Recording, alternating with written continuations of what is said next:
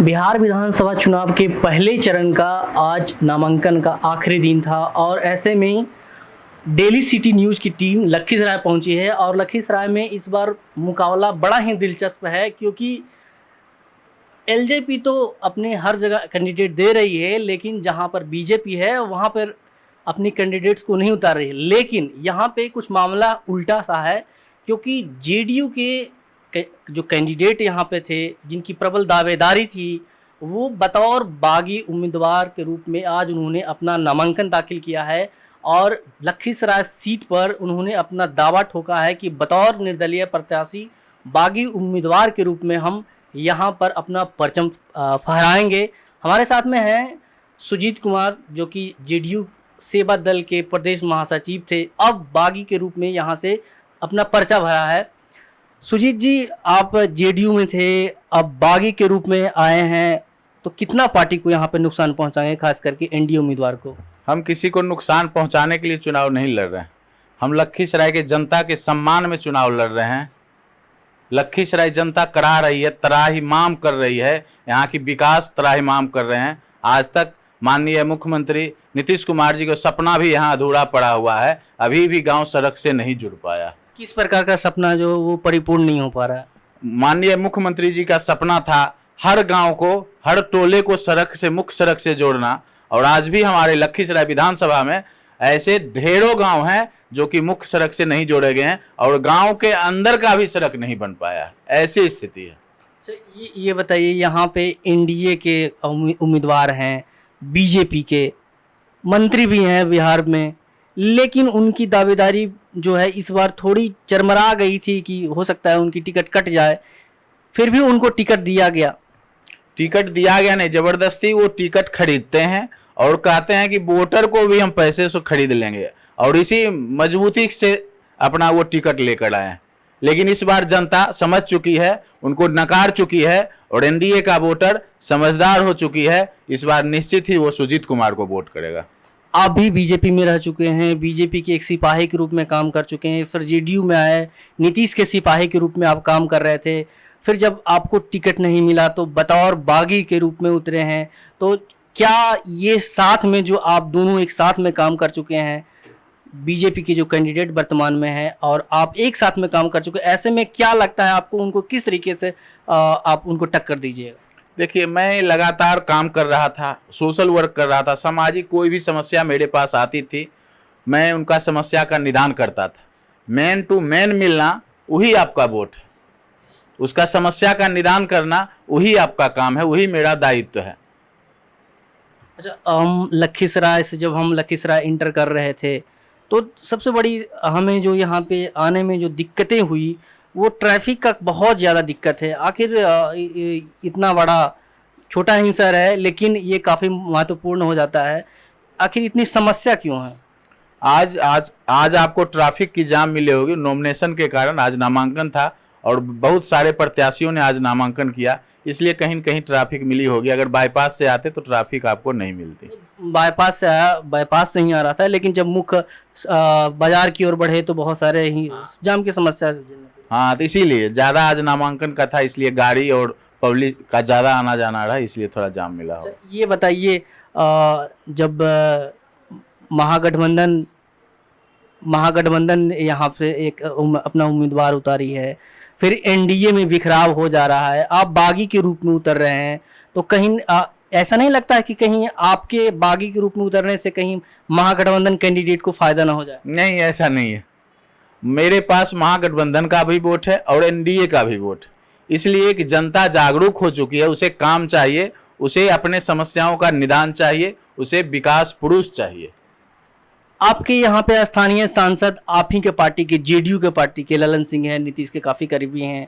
अगर जातीय समीकरण की बात करें तो आप महागठबंधन और एनडीए दोनों के कैंडिडेट एक ही जात से बिलोंग करते हैं, आप भी उसी कम्युनिटी से बिलोंग करते हैं, तो ऐसे में आप किस तरीके से उस समीकरण को साधिएगा ताकि आप वोटर्स जो है आपके पक्ष में आए? ये हम जातीय समीकरण की नहीं, मैं बोल रहा हूँ मेन टू मेन मिलकर आज तक जो हम सेवा करते आए हैं और वो जब से जुड़े हैं, वो आज आत्मीय संबंध हो चुका है उन लोगों से, तो वो टूटने वाले नहीं हैं। उसमें जातीय समीकरण का ध्वंस कर चुका हूं मैं लखीसराय विधान, इसलिए 2015 में जातीय समीकरण का मैं दंश झेल चुका हूं। इसलिए मैंने अभी तक 5 साल में मैंने जातीय समीकरण को यहाँ ध्वस्त कर चुका हूँ। अच्छा, आप बीजेपी का हिस्सा भी रह चुके हैं, जेडीयू का भी हिस्सा रह चुके हैं। इस सीट पर प्रबल दावेदारी आपकी थी। बीजेपी कैग सीट जो है वो छोड़ चुकी है, जेडीयू उस सीट पे जा चुकी है, और जहां से जो सीटें गई है बीजेपी के कोटे से, वहां के जो बीजेपी के कैंडिडेट्स हैं वो एलजेपी के कोटे से आ रहे हैं। तो ऐसे में आपको नहीं कहीं नहीं लग रहा था कि जब मंत्री जी का इतना ज़्यादा विरोध था तो जेडीयू इस सीट को अपने खाते में ले सकती थी? जेडीयू इस सीट की मांग रखी थी और पूरे मजबूती से रखी थी कि वो मंत्री जी यहाँ से हार जाएंगे, श्रम संसाधन मंत्री, इसलिए ये जदयू के खाते में दे दिया जाए। लेकिन माननीय उप मुख्यमंत्री सुशील कुमार मोदी ने ये साफ शब्दों में कह दिया कि ये भाजपा का सीट रहेगा और उम्मीदवार विजय कुमार सिन्हा रहेगा, वो हार के आएगा फिर भी विजय कुमार सिन्हा रहेगा। मतलब इस सीट पर अड़ गए थे सुशील मोदी की, ये सीट हमें अपने कोटे के चाहिए, हमारे जो मंत्री हैं, जो सहयोगी हैं, उनको ये सीट हर हाल में चाहिए। बीजेपी कार्यालय में भी तोड़फोड़ हुआ था, हंगामा हुआ था, यहाँ के स्थानीय कार्यकर्ता जाकर के किए थे, फिर भी उनको इस सीट से उतारा गया। अच्छा, आपके पास कौन सी स्ट्रेटजी रहेगी कि आप दोनों महागठबंधन और एनडीए दोनों को कैंडिडेट को आप डिफेंड कर सकें?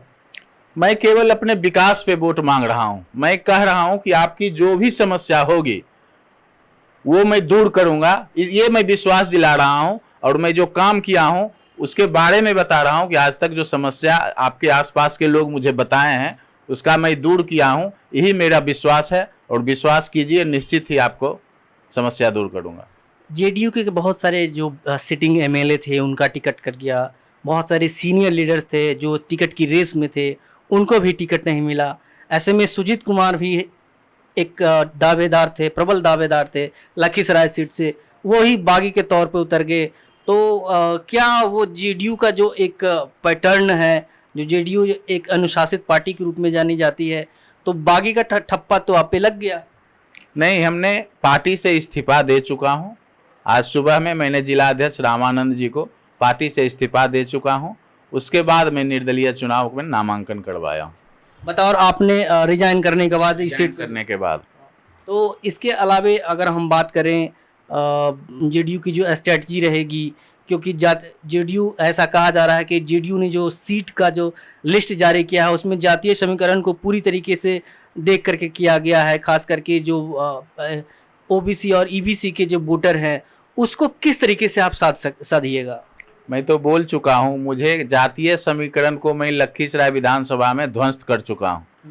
मैं जिससे जुड़ा हूं वो किसी जाति से है, बस मानव जाति है, यही उन लोगों को बताता हूं। मैं इस जाति समीकरण को ध्वस्त कर चुका हूं और आत्मीय संबंध उससे जोड़ा हूं। मैं ना अपर कास्ट हूं, ना लोअर कास्ट हूं, ना मैं मुस्लिम हूं, ना हिंदू हूं, बस मानव जाति हूं। ये लोगों को मैं बताता हूं, समझाता हूं।